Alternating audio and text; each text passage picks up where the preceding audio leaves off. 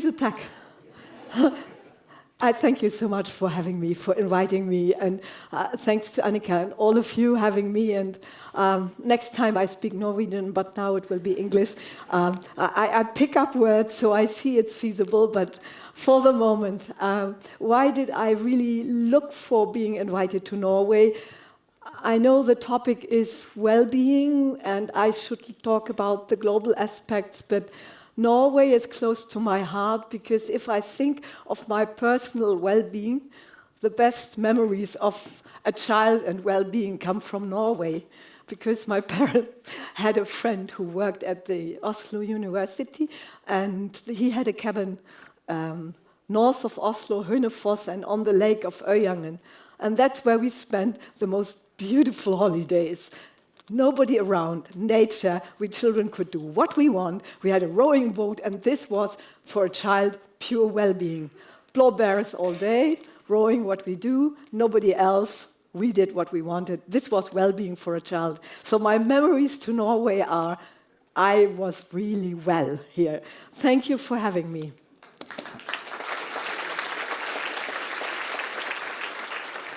But I have a completely different task, and I already heard that a lot of the community and political level here talked about how you're working together. And I would like to start with something that we all have in our pockets.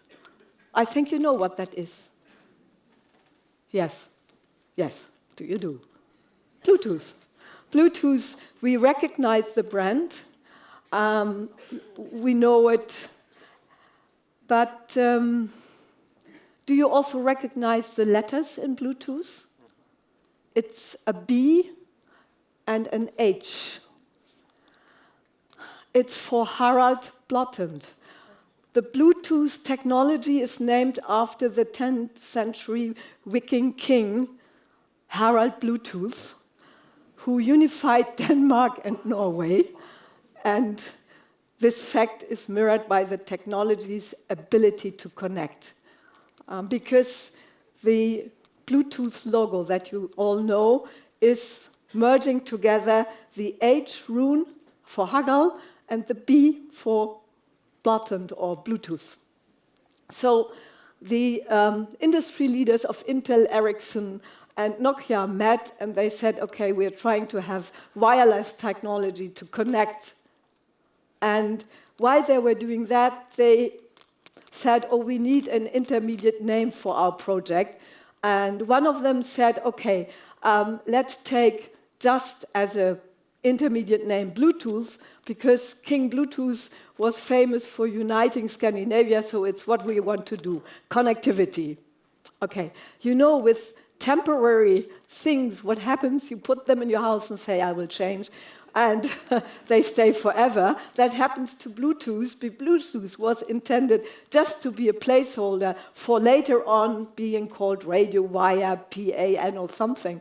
But what you know, we still have Bluetooth in our pockets, on our phones and everywhere. So why do I talk about it? Because I am like all of you thinking that connectivity and being together is so important for well-being, for the individual, for societies. And I think the symbol of connectivity being of a Norwegian brand is not bad to start with. We all know that the social connections and the sense of belonging are so important for our physical, mental health, and for our lifespan. And it's also, and I thought back to my childhood memories, it's the connectivity between human beings and the planet and nature that makes you feel well. And we know this old Harvard study that went over more than 85 years, followed persons at the beginning only men, but that's research, you know, followed and felt that the most important predictor of health and longevity is not social class, not wealth, not genetics, but it is how you relate to people And those who have good relationships, they live longer, they're happier and healthier. So I thought well-being could be the one part. I take the togetherness out of it. I take the fact how we are together. But Annika also asked me, I'm here for the World Federation of Public Health Associations, your umbrella organization, and I should talk about the global aspects. So if we look at the global situation for the moment, there are cracks and crinkles in it. And what we usually, a lot of us do, connectivity, global, if you put both in Mr. Dr. Google or Mrs. ChatGPT or some of these friends, then what you get is connectivity at the global level is technology. They talk about the internet, fiber optic glasses, satellite systems that provide communication in the most remote places. They talk about the mobile networks. Question is, are we connected worldwide because technology connects us? Is this the connectivity? And here I'm going to a very sad, ranking that the World Bank is doing. They talk about how many countries are in conflict and how many are in fragile situations. And this is only, I would say, a very short list. In Geneva, we have an institution that is called RULAC. RULAC is a word for saying rule of law in armed conflicts. They keep a portal where you can always look up how many countries, according to international law, are in conflict among inside countries and between countries. And they monitor even more than 110 armed conflicts around the world. This doesn't look like connectivity and being together. It looks that something is not going well. Unfortunately, of these conflicts, a lot of them are already forgotten. Some are very high on the agenda. We hear from them all the time. And others are already going on over 50 years, and they are forgotten. So RULAC talks about international armed conflicts and non-international armed conflicts. We also have to think about countries that have problems like Colombia with FARC inside the country, and they kill a lot of people. I mean, FARC in Colombia has killed about the size of Geneva in terms of people killed. And you see also from the RULAC that the conflicts concentrate in 2-3 regions of the world: Eastern Mediterranean, North Africa, Africa. Colonial heritage might be behind that. It's never from nothing that conflicts arise. Now, why is this non-connecting, this disrupting, this aggression, these conflicts? What may be the reasons? And I will start on a side that we in public health do not talk a lot about. I will talk about financing. We talk about inequality a lot, but we never look at the finance systems. Economy is now very little based on productivity and goods, but on a financial system that artificially creates billions and then takes them off. So it's a completely abstract system. And this impact of finance on called real economy, you can see it every time. It just rents go up and inequality can rise by billions for one person a day. And our legal system in a lot of countries protect that. Wealth gives political power. The bankers' club, or as you know, the new word for the 3-4 guys in the tech, the broligarchy, the bros who say, hey, we are the ones, we make it. We buy the politicians, we buy the countries, we decide how life should look. Is there a role for public policy? Yes, I think it's very important that we also think of that we need more publicly oriented financial institutions, that this is not given into the hand of 2 or 3 people, but that public institutions have to be secured, but also not like the schools and the public services, but also look and involve in finances. And Norway has a clever idea for that. Connecting, yes, there are a lot of other reasons for sure, but I wanted to talk about a little bit finance. Infodemics, WHO has coined the word. During the pandemic, we also had a infodemic, misinformation, disinformation that intentionally makes distrust, so what we are no longer trusting, not what we heard from this morning. And which is interesting or really challenging, that now public health becomes a target.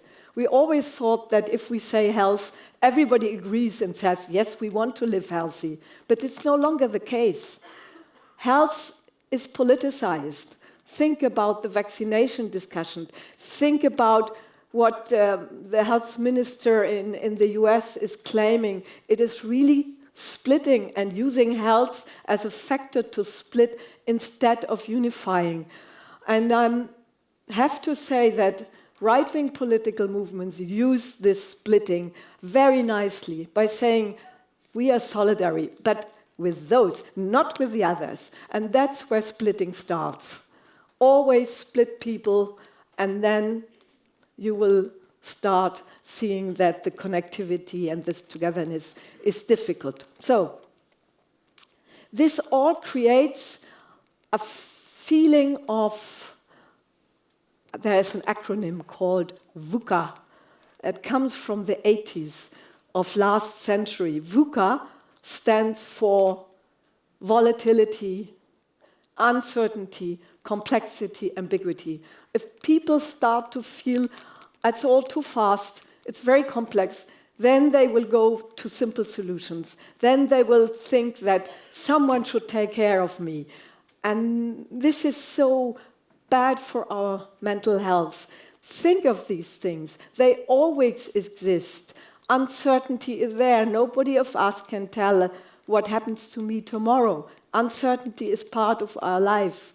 And the fact that things have a dynamic volatility is there as well.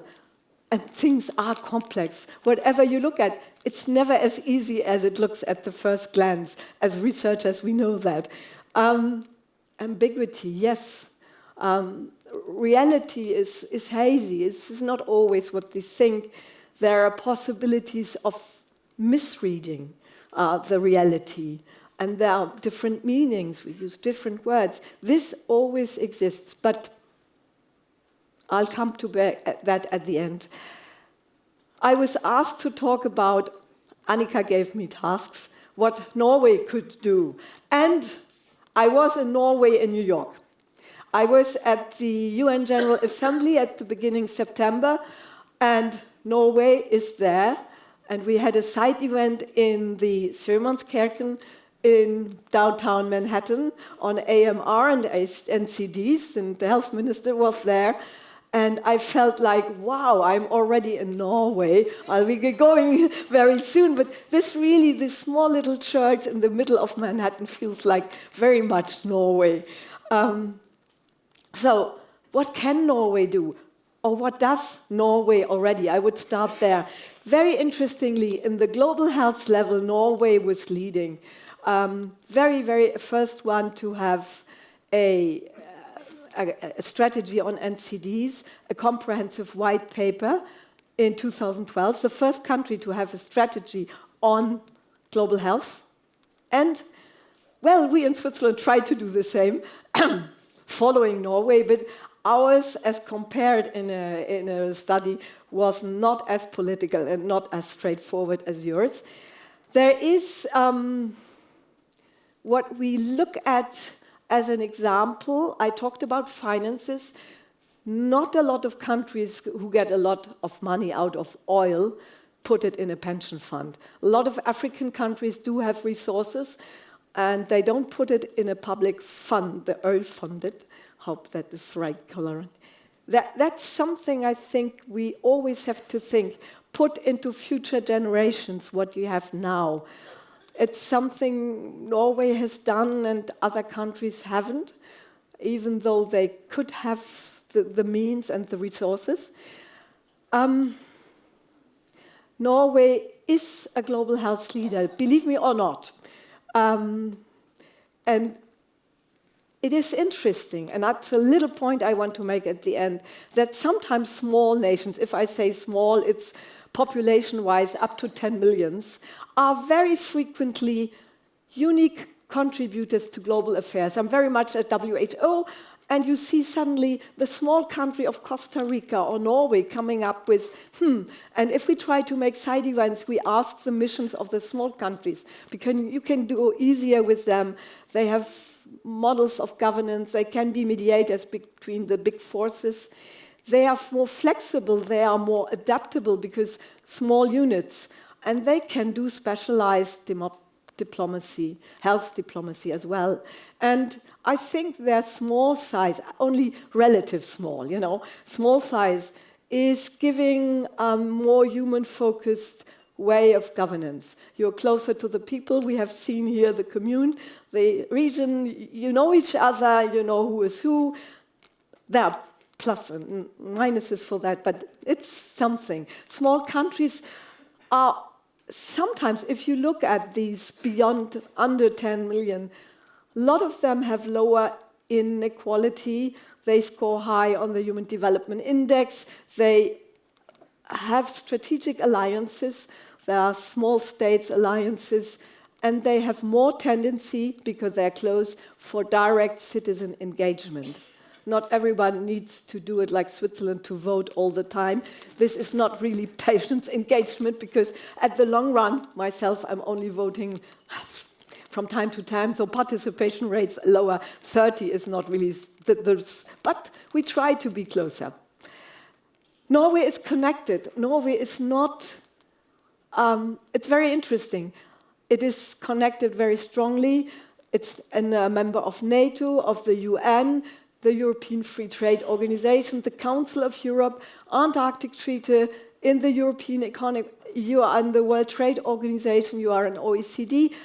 You're not in the EU, but the EU looks at you, and I was just coming back from EU Commission work, GIC, in the Joint Research Center there, together with my colleague Solveig Hofvind from Norway. We are working on guidelines, European guidelines for breast cancer and diagnosis, and we are working together since 10 years. With all the other EU states, Norway and Switzerland, we're there. So I think Norway has a possibility and is connected. What could Norway do? I mean, from the learnings that you have, you could exchange. You could serve as model in sometimes situations. And if we go back now to this VUCA, you remember this VUCA thing? If we put VUCA into our times, then I think we can put it in a different way. VUCA, we have to think in systems and say everything is interconnected. Not only we, but worldwide we are connected. And Norway, I think, knows that we are worldwide connected. We have to have a vision, and we have to be courageous to do all the opportunities that are there.